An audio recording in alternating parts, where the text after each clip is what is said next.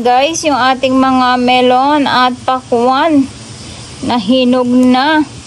So, makipadala na lang natin siya kay kapatid. Ayan, napakadami nila guys. At meron pa tayo sa ref ng pakwan at melon na pinapalamig plus fig. So, alam niyo ang kahirapan sa lola nyo. Ayoko na nagkakakain ngayon kasi na matatamis guys. Kaya, ayan, natatambakan tayo ng mga pagkain. Ito, hinog na yan guys, yung mga yan. Kasi kinain ko na yung 3 piraso niyan. Pagbukas ko ay matamis na sila talaga. So, hilaw sila ng pinitas natin. Pero nung kinain natin sa loob, medyo hilaw pa.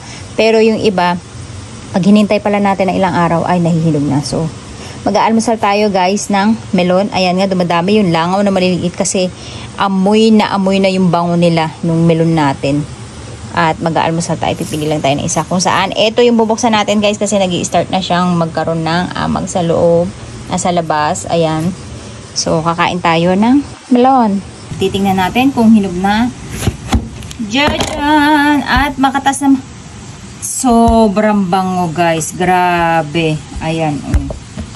Pilit siya sa hinog guys. Kaya maganda talaga pag kukuhanin natin. Hindi siya masyadong matamis tong isa na to. So, maganda talaga kapag hinog sa puno, hindi yung hinog sa pilit. Kasi yung iba natin na nakain ay hinog sa puno, kaya matamis. Ito parang, ewan ko itong tubig kasi ang tinikman natin. Pero ang bango ng amoy niya, melon na melon talaga. Agang-aga, ang almusal natin ay melon. Tikman natin. Matamis na siya. Pero hindi ganun kasing tamis nung ni-expect natin. Katulad ng mga nakain natin noong una. Pero malambot na siya. Ito yung melon na nakakain natin sa Pilipinas. Ganito yung lasa niya. Konting tamis lang. Pero masarap siya.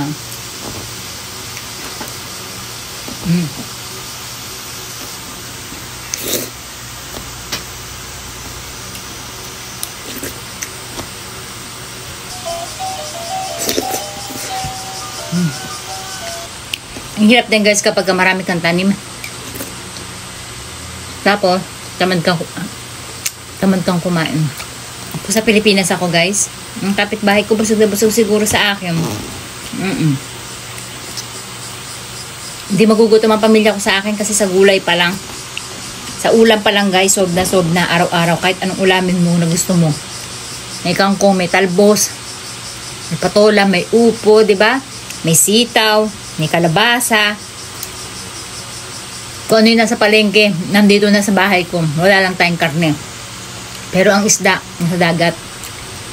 3 minutes lang, nasa dagat na tayo guys. Kaya nakakain lang ako guys ng Philippine food. Kapag nandito yung mga kaibigan ko, pag wala sila, hindi ako nakain. Sarap siya. Gato na lang gagawin ko sa anak ko. Papapako na sa kanila yung mga melon. Diba? Hindi siya matabang guys, na matabang. Matamis siya. Pero hindi siya yung kasing tamis na ine-expect natin. Kaya sakto lang. Ito yung ganitong sugar lang. Medyo safe pa tayo. Naman ako ganun kataas pa yung sugar ko. Kaya lang, ay nag-iingat na yung lola nyo. Kasi mahirap na. Diba? Kasi farming yung ano natin guys eh. Yung trip natin eh. Tapos pagbawal sa kumain ng sugar. Ang saklap nun, diba? Puro crops pa naman yung karamihan na tinanim natin. Yung kamuting kahoy. Tapos patatas. Nagtatanim din tayo yan. Tapos yung mga fruits. Diba?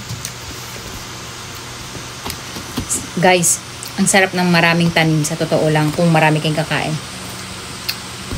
Kaya next year, baka ang tanim ko na lang ay puro pantinda.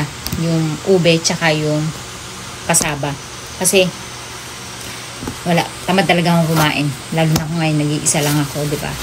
Buti kung marami kong kapitbahay na mabibigyan. Eh kasi yung mga kapitbahay ko dito guys, hindi kumakain yan ng mga Philippine gulay. Katulad ng mga sigarilyas, Yung mga upo, kundol, hindi nila alam kainin dito yan. Yung mga sitaw. Kaya mamigay ka man, hindi nila ma-appreciate. Kaya, patinda na lang itatanim ko next year. Tsaka yung melon at pakwan. Siguro mga mangilan-ngilan lang. Most ay, ano na lang, siguro mga 2 talong, 2 sili. Kasi sa sili, guys, alam nyo ba, ang dami kong chili paste na ginawa. 2 garapon na ganyang kalaki. Yun yung habanero pa natin last year. So, ngayon, kailan ko lang siya nag-isa last month lang yata. And then, naka-freezer yun, guys. Pero chili paste na siya. Sinasalin-salin ko na lang siya sa bote kapag nauubusan ako. At, napakadami nating gulay, prutas. Pero, hindi natin, di ba, nakakain. So, yun. Next year, puro sitaw. Puro ano na lang tayo siguro more on pantinda. Yung katulad ng singkamas, ube. Kasi yung asawa ko, guys, hindi rin kumakain. Ayaw niya rin ng, hindi niya kilalang gulay. Yung string beans nga na mahaba, yung sitaw. Naku, tinry ko pakainin sa kanya. Yung luto, ayaw niya. Kaya ang ginawa ko ay parang, inano ko lang siya sa mainit na tubig. Tapos, salad lang. Parang sasaw-saw niya lang sa dressing. Ayun, nagustuhan niya.